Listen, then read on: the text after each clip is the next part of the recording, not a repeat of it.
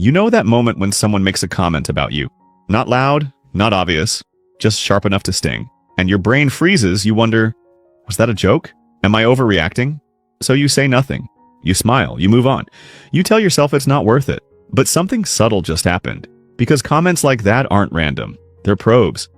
They're designed to see what you'll tolerate, what you'll excuse, and how far they can go next. And when you stay quiet, they learn something dangerous, that you're safe to push. So stay with me until the end, because by then, you'll know exactly how to respond the next time someone targets you without freezing, over-explaining, or losing your self-respect. Technique number 1, the social slip technique. Expose the social mistake, not the person. Imagine this. They look directly at you and make a comment about you. Not loud, not aggressive, just sharp enough that your body tightens before your mind catches up. You feel the urge to defend yourself, or to fire back. That urge is the test. Most people react from it. And that reaction is exactly what the other person is watching for. Instead, you stay calm and say, that sounded like an inside thought. Or, what a weird thing to say out loud. Here's why this works. You're not accusing them of being rude. You're not attacking their character. You're quietly pointing out a social misstep. Psychologically, this triggers self-monitoring. The moment people become aware of how they're coming across. When that happens, embarrassment kicks in. Not anger. And awkwardness shuts conversations down faster than confrontation ever could. Technique number 2, the mirror trap. Force them to hear themselves. Sometimes they say it and immediately move on. They want the comment to stick without resistance. Because the goal isn't the words, it's the reaction. They want the moment to pass with the sting still hanging in the air, especially if there's an audience. Your instinct is to respond right away, to explain, to defend yourself. That instinct is exactly what gives them leverage. So instead you pause, just for a beat. Then you say, could you repeat that? Calm, neutral, no edge. Here's what happens next. They're forced to hear their own comment again. Slowly, clearly, with everyone listening. The joke dies, the smirk fades, the room goes quiet. Not because they feel bad, but because the moment stops working. They don't get the reaction. They don't get the laugh. They don't get the payoff. And when mean behavior loses its audience, it loses its power. Technique number 3, the reputation crack. Make them question how they're seen. This one is for when it's no longer accidental. They know what they're doing. They want the comment to land. They want you to feel small. So you don't debate the words. You address what the words imply. You say, I'm surprised you feel comfortable saying things like that. Calm, direct, no sarcasm. Epictetus warned that provocation only works when you participate in it.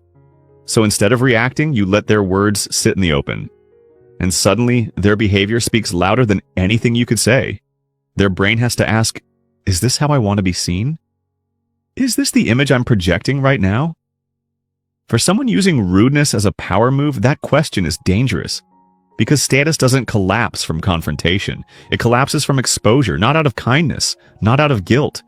But because social image is the one thing they're always protecting, that's why the tone shifts immediately. Technique number 4, the role reversal. Shift the focus away from you. When someone targets you emotionally, they want you on defense. So you don't defend, you observe, and you say, you seem frustrated. Is something wrong?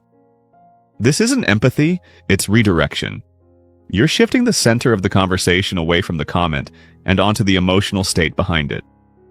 Most rude behavior isn't about the topic at all. It's displaced emotion. And the moment that emotion is named, the leverage disappears. The intensity drops fast. Technique number 5, the starvation move. Remove the reason to keep pushing. Here's something most people miss. A lot of rudeness, especially in professional settings, isn't driven by confidence. It's driven by a fear of being ignored.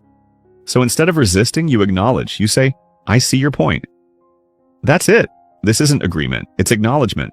They've been seen, they've been heard, and once that need is met, there's nothing left to push for. No reaction to chase, no resistance to press against. This is what the Stoics meant by non-attachment.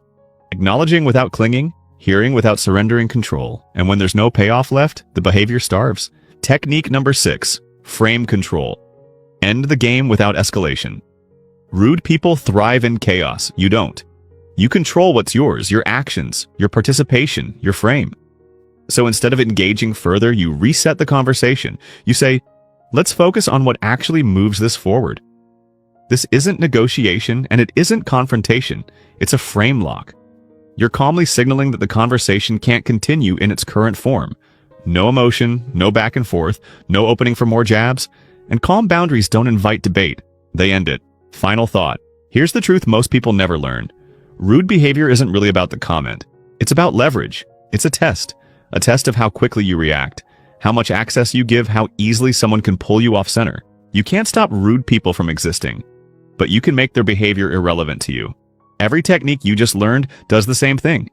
It quietly removes leverage, not by winning the argument, not by proving a point, but by refusing to play a game you never agreed to.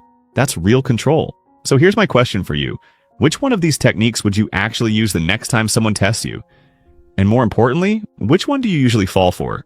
Drop your answer in the comments. I'll be picking the most insightful one for the next video.